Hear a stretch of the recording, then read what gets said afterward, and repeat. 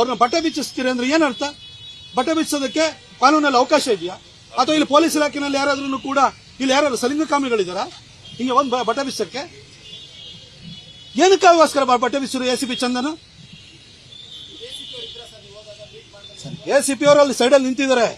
ಆದ್ರೆ ನಾವು ಎಸಿಪಿ ಅವರು ಅವರೇ ಪ್ರಶ್ನೆ ಅವರು ಕಟಕಟಲ್ಲಿ ನಿಂತಿರೋರು ಅವ್ರ ಬಗ್ಗೆನೇ ನಮ್ದು ಆರೋಪ ಇರೋದು.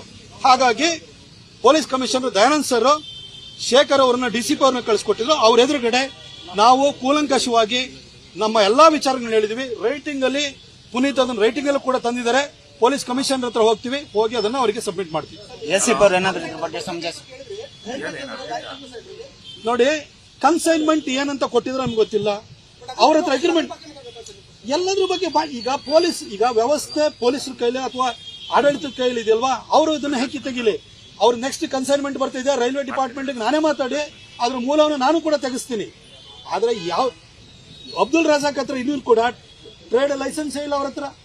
ಆದ್ರೂ ಕೂಡ ಅಲ್ಲಿ ಚಾನೆಲ್ ನಲ್ಲೂ ಕೂಡ ನೋಡ್ದು ಯಾವ್ದೋ ತಗೊಂಬಂದು ಕೈಗೆ ಹಿಂಕ ಹಚ್ಕೊಂಡ್ಬಿಟ್ಟು ಹಾಗೆ ತಗೊಂಬಂದಿರೋ ತೋರಿಸ್ತಾ ಇದಾರೆ. ಹಿಲಾಲೆ ಅದನ್ನ ಈಗ ಯಾವ್ದೋ ಫೇಕ್ ನ ಮಾಡ್ಕೊಂಬಂದಿದ್ದಾನೆ, ಹಿಲಾಲೆ ಅದನ್ನ ಎಕ್ಸ್ಪೋಸ್ ಮಾಡಿದ್ರಲ್ಲಿ.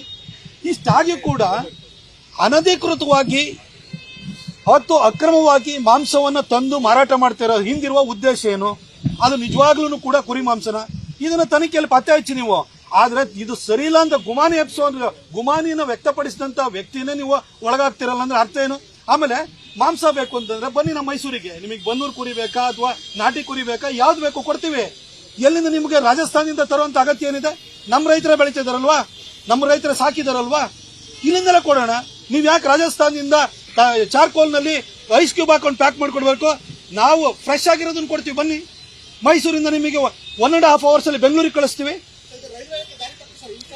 ರೈಲ್ವೆ ಇಲಾಖೆ ಬಿಡಿ, ಈಗ ಟ್ರೇಡ್ ಲೈಸೆನ್ಸ್ ಅನ್ನ ರೈಲ್ವೆ ಇಲಾಖೆ ಕೊಡಲ್ಲ. ಇಲ್ಲಿ ಹೋಟೆಲ್ಗಳಿಗೆ ಕೊಡಬೇಕಾಗಿರೋರು ಇಲ್ಲಿನ BBMP ಟ್ರೇಡ್ ಲೈಸೆನ್ಸ್ ಕೊಡುವಂತದ್ದು. ದಯವಿಟ್ಟು ಅರ್ಥ ಮಾಡ್ಕೊಳ್ಳಿ. ಯಾರು ಕೊಟ್ಟಿದ್ರೆ ಎಲ್ಲಿಂದ ಅದ್ರದ್ದು ಮೂಲನೇ ಗೊತ್ತಿಲ್ದಲೆ, ಅಲ್ಲಿ ಶಾಪೇ ಇಲ್ದಲೆ ನೀವು ತರಿಸೋದಕ್ಕೆ ಹೆಂಗೆ ಟ್ರೇಡ್ ಲೈಸೆನ್ಸ್ ಕೊಟ್ಟಿದ್ರಿ? ಅದು ಟ್ರೇಡ್ ಲೈಸೆನ್ಸ್ ಕೂಡ ಅವತ್ತನ ಹತ್ರ ಇಲ್ಲ.